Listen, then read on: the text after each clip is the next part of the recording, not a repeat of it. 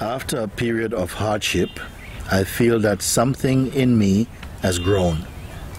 Yet, in deep meditation, I am unable to find anyone that has gained anything. This is a very good letter. What is the relation here? Does consciousness get changed or grown, or is it always constant? Rakesh.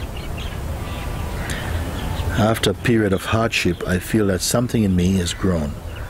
Yet in deep meditation, I am unable to find anyone that has gained anything. This is true. In the deep meditation, there is no one, there's no person, there's no achiever, there's no one who succeeds or fails. Not on this. There's only this space of being. It's not concerned about these things, you see. You're re-entering, and your mind and your attention is driving inwards to the source from where they come. And the more inwards you go, there's less to report. The more outward you go, there's plenty to report. Now, what is the relation here?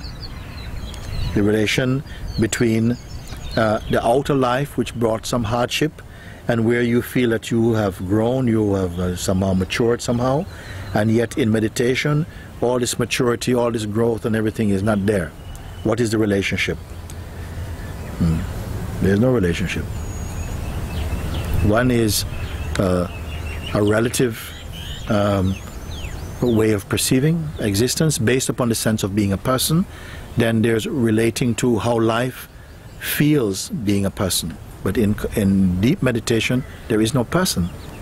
There's only presence or consciousness. And it doesn't have to relate or measure itself against anything that it manifests. So that's a very different thing. Does consciousness get changed or grown as it is, or is it always constant? This is a more subtle question.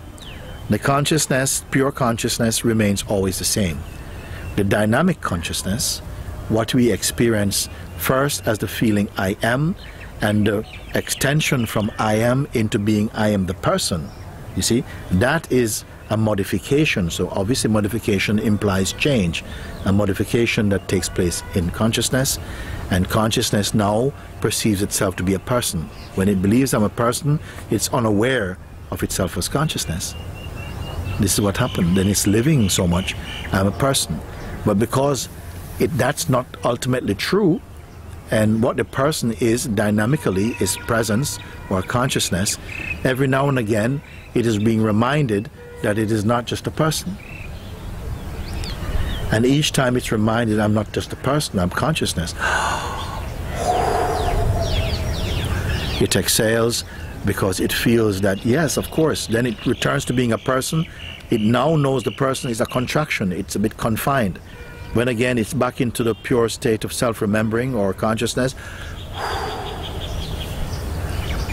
it becomes weightless again.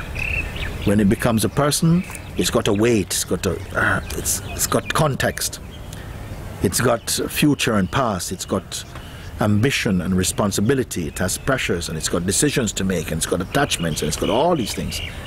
And back into present, and simply it knows I am, and it is at peace, it is relaxed, unpressured, it's weightless, it's sizeless, it's beyond design. It is like pure space, pure intelligence, functioning as perception and form. That's all.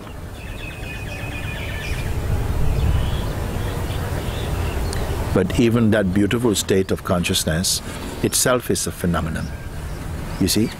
But it's a very sattvic phenomenon, meaning that it is the highest space, the highest kind of phenomenon, because it is pure and it carries the fragrance of the divine in it, you see. When it is deeply deluded into the belief that it's only name and form, then it doesn't carry the perfume of the divine, you see. It carries the perfume not of the divine, it carries the perfume of a swine. Swine is like a pig.